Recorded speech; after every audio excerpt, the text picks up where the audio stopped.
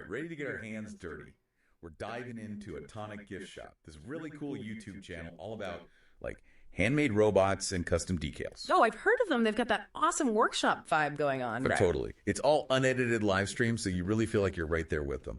Like we're about to watch one called ESP32 Soldering and VISI B3 Initial Sketch.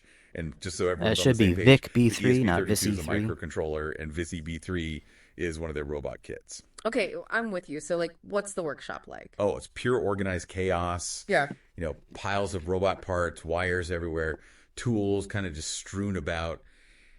And get this, the creator mentioned they have a bit of a cold, but they're pushing through. We've all been there. That's dedication. What are they actually working on, though? So first up, a broken robot's on the operating table, needs a little TLC.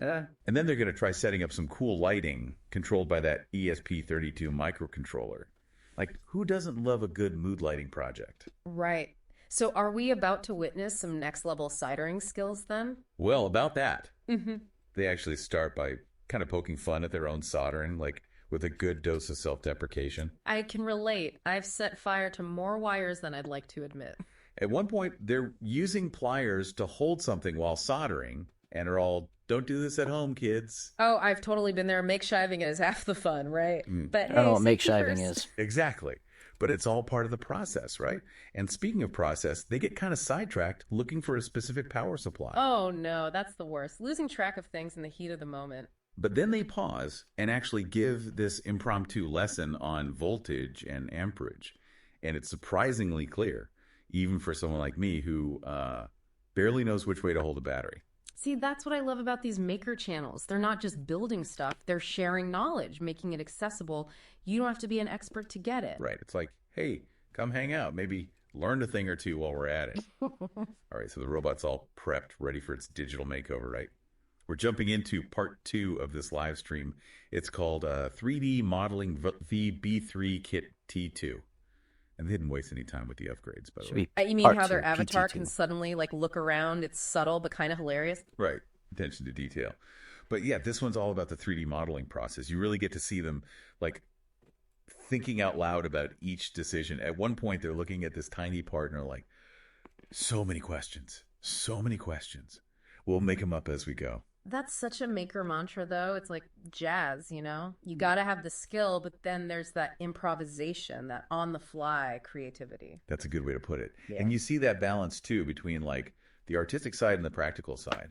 Like, with the robot's arms, they want them to look cool, but also be strong enough to actually function. Form and defunction. That's the heart of the DIY movement, isn't it? It's not enough to just make something. It's got to work. Totally. And hey, let's not forget the viewers, right? People are in the chat asking questions the whole time. Oh, yeah, there's some good ones, too. Like someone asked about their Etsy shop and what kind of decals they sell. See? It's a business, too. But then, just when you think you know what to expect, sepia ink makes an appearance. Wait, what? Where did that come from? Out of nowhere. It's like, we've been in the digital world long enough. Time for some old school art. They even admit they haven't used sepia ink much before. I love that. It really drives home that sense of experimentation, you know, not being afraid to try new stuff, even if it means messing up a little in front of everyone. You know, that's what I love about this channel. It's that willingness to just jump into something new. Yeah, totally. Like, here's some sepia ink. Let's see what happens. Exactly. It's so refreshing, you know, like they're not afraid to mess up or just try something out. It reminds you that making stuff isn't about being perfect. It's about the process, right? Exactly. And that's what's so cool about these deep dives. We get to see the whole process unfold. We're not just seeing like the highlight reel, you know, it's raw and real, from those soldering struggles to random sepia ink adventures. And I think that's way more inspiring than like some perfectly polished presentation. Totally. It makes you realize you don't need a fancy workshop or years of experience to make cool stuff. You just need that passion, that willingness to experiment. And maybe a healthy tolerance for organized chaos like we've seen. Right. A little bit of chaos never hurt anyone. So after spending time with Atomic Gift Shop, I got to ask, does this make you want to build a robot, design a decal? Maybe. How about you? Tempting, for sure.